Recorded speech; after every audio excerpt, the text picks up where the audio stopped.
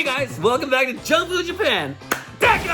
I'm Nicholas Pettas. Man, I haven't said that in so long. Today, we're gonna do a very different style of content. I'm gonna take you guys on a journey. We're gonna go on a Spartan race in search of some junk food that we can get after the race. My good friend Joseph from the channel What I've Learned is coming along. Dr. Broad jumps in on it. There's a strange guy from Sweden, Gothenburg. I'm not quite sure what's going on there. Anyway, let's go for a ride, and let me tell you, if you like what you see and you like this kind of content, leave a comment below and let me know. But sit back, enjoy the ride. Now let's get running. This is Sparta. I know you've seen the hat before, so just trust me on this one. I have no idea why I'm actually here because my wife convinced me, but I'm not doing it alone. Joseph, come on in, man. Hey, Nick. Hey, how are you? Dude. Good. You might have known, I remember this man from What I've Learned, his own channel, which is a fantastic channel, and also our Yakitori adventure last time. Yeah, so we're about to find out which junk food truck has the best post-workout meal ever. Yes, post-workout. So we're gonna go crush the race, and then we're gonna crush the food over there. I actually did some research. I walked around over there. Yeah. And I found out that they got cheeseburgers and stuff. So cheeseburgers, churros, you know, whatever we can find. And let's get it on then. You ready to run? Good. Yeah. This is Sparta!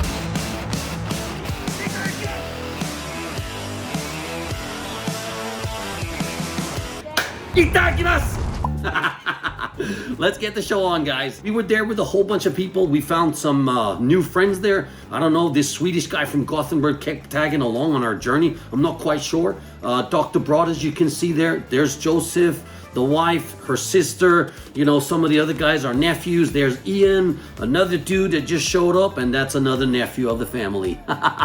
So yeah, it's fair to say that we had a big team running into this Spartan race. This one specifically was done not so long ago here in Japan, obviously, in Chiba. This is the guy who always does the MC at the races, and what he basically teaches you to do is how to go out there and become a real Spartan. So there's 3 Arus, Aru, and then it's 3, 2, 1, go. And off the race we are.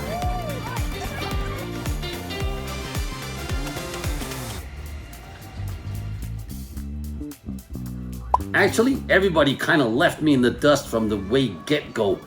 Yeah, anyway, my hat's bobbling. I got my red shirt on. I'm feeling my Spartan thing there. Got the sunglasses.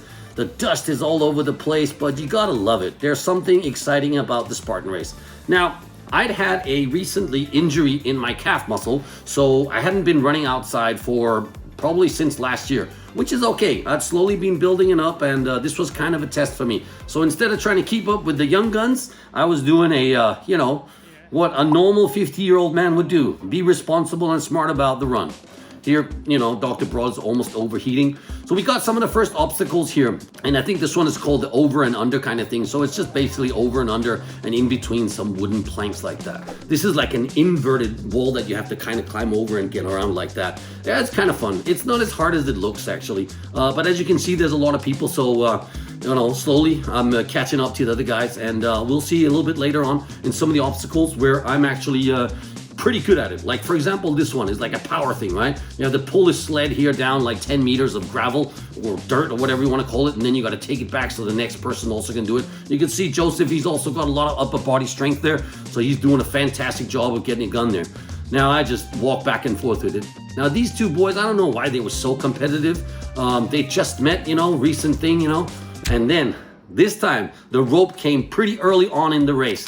Now remember what happened last time? He injured himself on the first obstacle, actually, because we had to retake him, filming him, you know, jumping over. So he pulled a muscle inside his in his armpit area kind of thing, right? So yeah, there was just no pulling power left there. He could actually climb the rope before this. We had actually practiced it in my gym, so I felt confident that he could do it. Just showing you how it's done here. I actually burnt my leg on the way down on this one, which was kind of traumatic for me. But I get up, you know, in good CrossFit style. And then this guy from Gothenburg comes in and he just like crushes it, legless rope climb. Well, that's how you do it. Anyway, I wasn't so invested in this dude. I was more really interested in seeing what happened to Chris Broad. Because, like I said in Niigata last time, he knew he could climb it. We had practiced in the gym. And it was just devastating to see him really try and just fail. Now the ropes on the Spartan races, because they're left out in the elements, are a lot stiffer than the ones that we have in the gym, and they don't really wrap around your feet as well. You could see you have to kind of wrap his feet around them so he can stand on it and lock his feet, and then like kind of go up a little bit. But you see, he's slowly getting up higher and higher. Even our cameraman JC got so excited. He's like, "Yeah, come on, dude," and he made it. Man, I'm so proud of him. Not so proud of his stomach there, but man, everything else looks like he just crushed it. So happy. And then comes Joseph. I think he got inspired by the guy from Gothenburg. Yeah, well, you know, when you're young and strong and full of all that, you know, you could clearly do that. I'm sure I could have done that back in my 20s. But anyway, here comes the monkey bar swings, and the wife just shows us how to do it, right?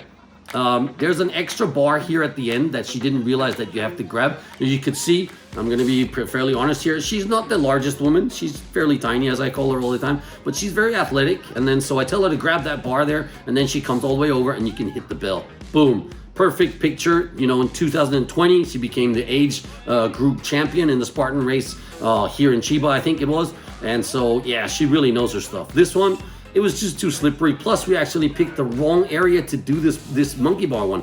This one was the low hanging bar, so we couldn't swing with our legs fully. And that means that you can't build up momentum without hitting the ground. Clearly, if you hit the ground, you're out. Boom. If you've done a Spartan race before, that's 30 burpees. And look at Joseph. He just comes in and crushes it.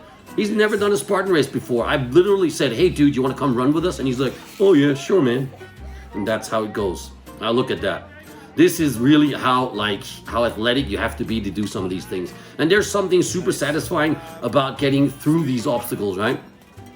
This guy here from Gothenburg that kept tagging along on our trip here, he was extremely athletic and super strong in the upper body. I'm actually really impressed that he got through this one at all. Look at that. He almost catches it. He hangs on, and then he keeps swinging. There he goes. Whoops. And then he gets it. And then I'm like, dude, get to the next one. And then grab the bar so that you can actually hit the bell. He was paying attention, doing what he had to do, got through it. Boom. Hat off to that gentleman. Yeah. No wonder we became friends through this bonding experience. Anyway, the next one up here is actually the one where we got the bucket carry. So the bucket carry, I think it's about 25 to maybe 30 kilos for guys. And up until 2017, you were only allowed to hold it in front. So clearly I demonstrate how to do that, while most people, they just, you know, put it on their backs and stuff like that. There's actually a skill to this, which I like to lock my fingers in and then just put the bucket right on top of my jeans there, or whatever, my shorts, right? So the bucket kind of sits wedged in like this. Now this mud crawler, I gotta say, since I was there more for the filming and the junk food experience of it, I was like, you know what?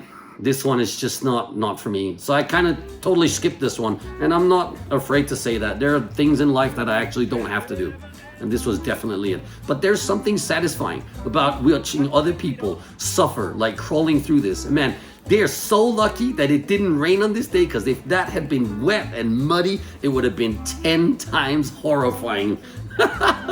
That rolling technique that you see Dr. Broad using there, I actually taught him that in the gym the first time he came in. Yeah, and that's real barbed wire. That's why you sign a waiver before you do the Spartan race, where they say, oh yeah, if you if you actually get hit or injured or kill yourself, it's on your own responsibility. Anyway, we slowly make our way over to this one, which is called the Atlas Dome.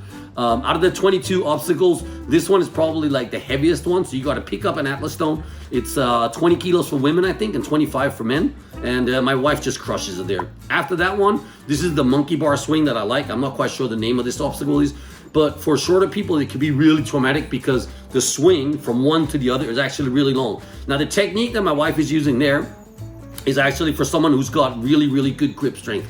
Now, I use a completely different technique. If you look behind, you can see Joseph. He actually paid attention to what I told him to, since it's his first time. This is the best way to do it. You go from one to the next with one hand on each. And here comes the champ himself.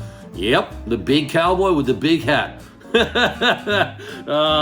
You gotta be loud if you gotta be loud. And I love being loud. I love that hat, and I love that I can wear it when I'm doing the Spartan races. Boom, another obstacle down. Now this one is the Hercules hoist. The Hercules hoist is one of those things that you really just gotta be strong for it. And I just pull it because I have the strength to do it, and then lower it down just according to the rules. You're not allowed to actually drop the bar down or the sandbag down. But you see, Dr. Broad here, he's not as heavy and strong in his upper body as I am. So I teach him a technique where he can utilize, his body weight, put it up against the thing there, and then just like fall down so it slowly goes up, and then hand over hand, and keep repeating. You know, it'll get up there eventually. Just don't do what he does when he finishes it. He was clearly very happy about what happened there, but it's actually against the rules. I found it hilarious though, because I felt exactly how he feels when he does it. Look at this. Boom, he just lets it go. Mind-blowing.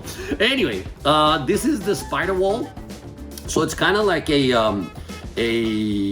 rock climbing experience where you just make your way sideways there. That was Angela's sister Kiko that just got through it before everybody else. And Joseph here, he's kind of tagging along on my wife there. It's good to have someone like in front of you so you could see kind of what you got to do.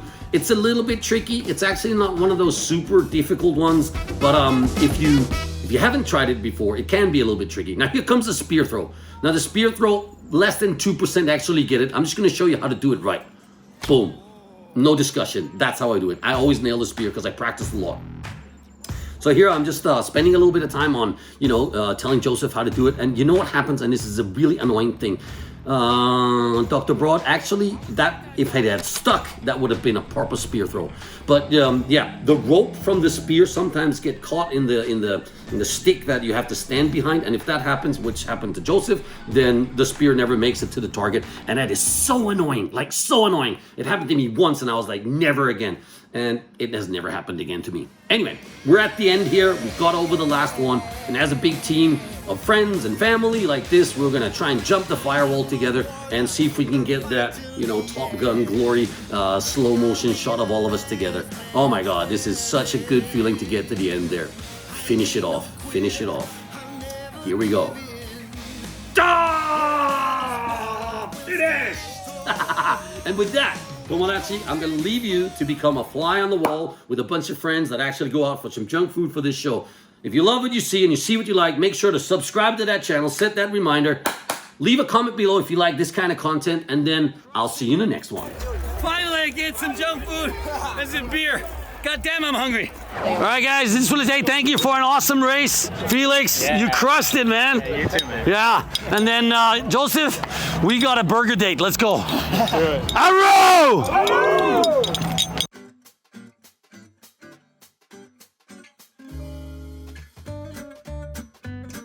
2, 3, 4, 5, 6,000 yen. Yeah. 4 guys, 4 burgers, right? Bro, I am a big pescatarian. Oh, well, there you go. So no burger for you. No. Hey, save money. You want the premium bacon burger, right? I want the premium cheese, bacon, fucking let's go burger. The premium cheese. The premium cheese. So 2 bacon. premium cheese. He likes bacon. Bacon. All right, I'm gonna get a hot dog because I like junk food. And there you have it. Hi, 1 hot dog, please. それとプレミアムチーズベーコンバーガー。バーガー売り切れちゃった。全部売り切れだ。これだけ。今残ってるのはホットドッグだけ？これとこれだけないです。チーズドッグ3つとチーズフライ1つとチリチーズポテト1つ。チーズポテト。This thing, unappealing looking hot dog, drenched in this sort of cheesy thing. Yeah. Looks good though. I'll eat fucking anything right now. €1 if you're like that. Well, I'll let you go first, and then we'll see what you feel about this amazing piece of dog. It tastes better than the Japa dog we had in LA. And you can see that on a short on Junk Food Japan. That Japa dog was an abomination of what a burger is. That should never have been invented. This has got some melted cheese on it, eh? What was the Japa dog? It was a hot dog on the pier on Santa Monica. Yeah. And iced tea and all these people that said it was good, right? Yeah. Like even Anthony Bourdain had eaten it. Bourdain. His photo was on the goddamn thing. I was like, why would he eat that and say it's delicious? Ridiculous. It was like just frozen food coming right out of the fridge. So, Joseph, smack in the microphone there. It reminds me of the middle school cafeteria in Texas. Ooh. It's delish. Well, it smells like a hot dog. That's all I know. It's good? Yummy? It resembles cheese. It resembles cheese. Well, all right. There you have it. First up, we're going to try one of these dogs. Because every dog's got his day. All right, here we go. Yep. Well, Meet your lofty standards. I gotta say, the only thing that I will be honest about this dog, if it's good or bad, is that I could eat anything right now. Right. That's not already selling it to me, mate. No, I'm so tired. It does have a little bit of crunch to it when you bite into the hot dog. You got that hot dog bite bone. That's kind of nice. It needs something. It needs more condiments. That's why I got the chili fries. It's better than the like Oscar Mayer hot dogs. Oh yeah. Well, I guess he doesn't live in the States, but you know, the bottom shelf brand hot dog is better than that. It's pretty good. It's all right. It's not bad. Well, you, both of you actually, you guys like the hot dogs has to have a lot of stuff on top of them or less stuff. Ketchup, mustard, Right? beetage, olive oil. Yeah. I like the chili. Like that would be good on this. I gotta say, these chili fries are actually way better than the hot dog. Yeah. God damn it. Right. With that, I'll leave you to it. I know this is supposed to be a food show, but I mean, seriously, Was that beer? Where did you get that from? right over there. Right. Oh yeah, Chris said you. Is this correct? Are you Danish? I'm Danish, yeah. That's insane. Yeah. Have you had the house special? The house of sale? House special? The mash on the hot dog? House, I guess you don't have it in Denmark. I don't know, a mash on what? Mashed potato on a hot dog. On the hot dog? No, I never had that. It sounds Next time in Sweden. Oh, wow. Yeah, it's really good. Are you from Gothenburg? Yeah. Oh, cool. I'm from Copenhagen. Oh, okay. So family. when I was a kid, hot dogs was a big thing, right? It was like one of those things that you have those little trucks that you walk around with and stuff. So they're very familiar. And they kind of set a standard. I like the raw onions and the roasted onions. Yeah. We do that as well, but Well, house special next time. all right. Do it. Do you guys have the raw herring with the onions? Yeah. But not on. That's freaking good. Not on a hot dog, Not though. a hot dog. All right. You'll put that on bread, though. Yeah. Yeah. Yeah. They're actually really good. They got curry taste and tomato paste and different tastes on those ones. Yeah. In case you guys are wondering, we're talking to PewDiePie right there. Thank you very much for coming out to us today. So he's just bombing in there. We love it. I'm so proud. Channel? Yeah. No. I thought I recognized it from somewhere. It is a great honor to have you here for sure on Junk Food Japan. I hope we get it on there if you're happy with that. Yeah, I'm happy to. Yeah. Cool, really cool. House special on the channel. I'll definitely, I'll try and make one actually if I can't find one. You should. Yeah. So it's mashed potatoes on top of a hot dog. Yeah. That sounds good. Ketchup, mustard. Oh yeah, for sure. Ketchup mustard. I used to work at a stand like that. Really? Yeah, early YouTube. Those crunchy things. You work at hot dog Yeah. Serve the house special. Oh, that's crazy. How special, eh? Everything started at a hot dog stand. And before we get ahead of ourselves, why don't you go ahead and subscribe to that channel? Set that reminder. Chris Broad, what I've learned, the man himself. Subscribe. And we'll see you in the next one. This is Junk Food Japan.